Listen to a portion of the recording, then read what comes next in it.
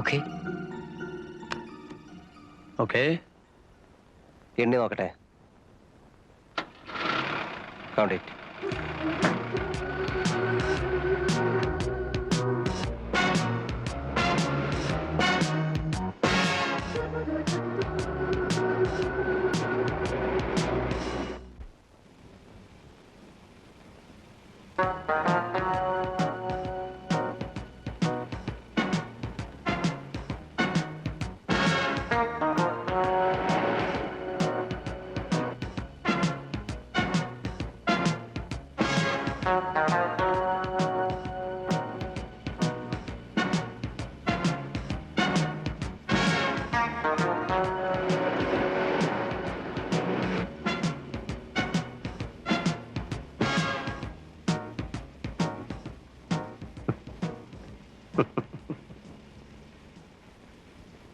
ഒരു കാര്യത്തിൽ എനിക്ക് നിന്നോട് അപ്രീസിയേഷൻ ഉണ്ട്. നീ നേരുള്ളവനാ. എൻ്റെ കയ്യിൽ നിന്നെടുത്ത കാശ് മുഴുവൻ നീ ഇപ്പൊ തന്നു തീർത്തു. അത് ന്യായമായ പലിശ സഹിതം. Thank you. What do you mean? പറയാം. 1982 കോവളത്ത് ഹൗവ ബീച്ചിൽ ഒരു ചായക്കട ഉണ്ടായിരുന്നു. Jeevan's sea resort. ഓർമ്മ വരുന്നില്ല അല്ലേ? മെർലിൻ സൈമൺ എന്നൊരു പേര് പറഞ്ഞാൽ ചിലപ്പോൾ നിനക്ക് ഓർമ്മ വരും. ആ പെണ്ണിനെ കൊണ്ടാണ് നീ എൻ്റെ വീട് കുത്തിത്തുറപ്പിച്ച് 3.5 ലക്ഷം രൂപ മോഷ്ടിച്ചത്. പൊതുവിനെ കൊല്ലുന്ന പോലെ നിസ്സാരമായി നീ എന്നവിടെ 2 ചെറുപ്പക്കാരെ കൊന്നു തള്ളിയിട്ട് പോയത് ഓർമ്മയുണ്ടോ? നിന്നെ എക്സ്ക്യൂസ് ചെയ്ത് ഞാൻ വാങ്ങിയ ഈ കാശ് കാന്തിയുടെയും പൊറിഞ്ചുവിൻ്റെയും നാഥനില്ലാതെ പോയ വീടുകൾക്കാ. എനിക്കിത് വേണ്ട. എനിക്ക് വേണ്ടത് നിന്നെയാ. നീ കാരണം വിഷം കഴിച്ച പെണ്ണിന്റെ പേരിൽ ജീവിതം നശിച്ചവനാടാ ഞാൻ.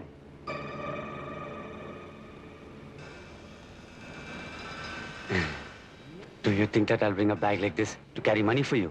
Eh? I brought it for this. I didn't mean to do this. Eniki van venum. But now, since I know of your dirty tricks, I will always be restless if you remain on this earth. I'm sorry for you, Jeevan. Stop the van. Stop it!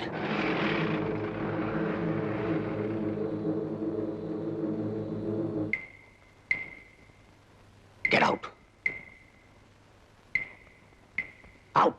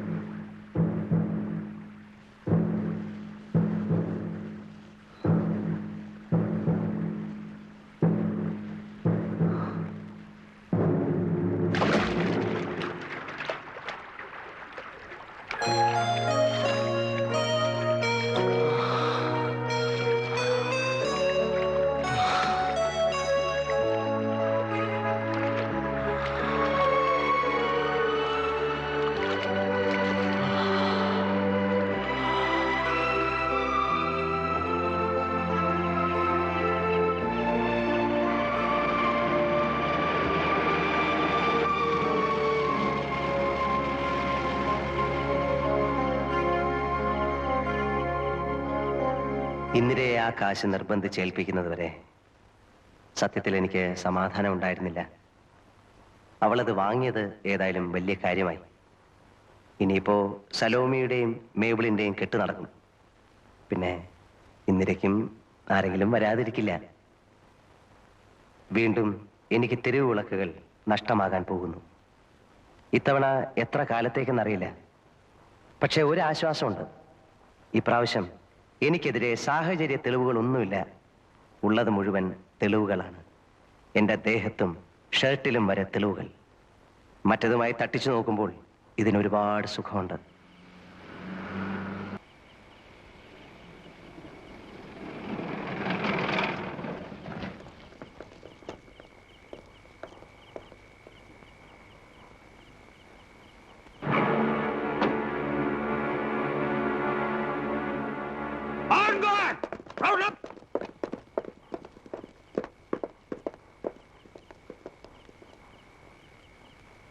മറ്റവനെവിടെ? നിന്റെ ഒപ്പം ചാടിപ്പോയ സായിപ്പ് ഉണ്ട്.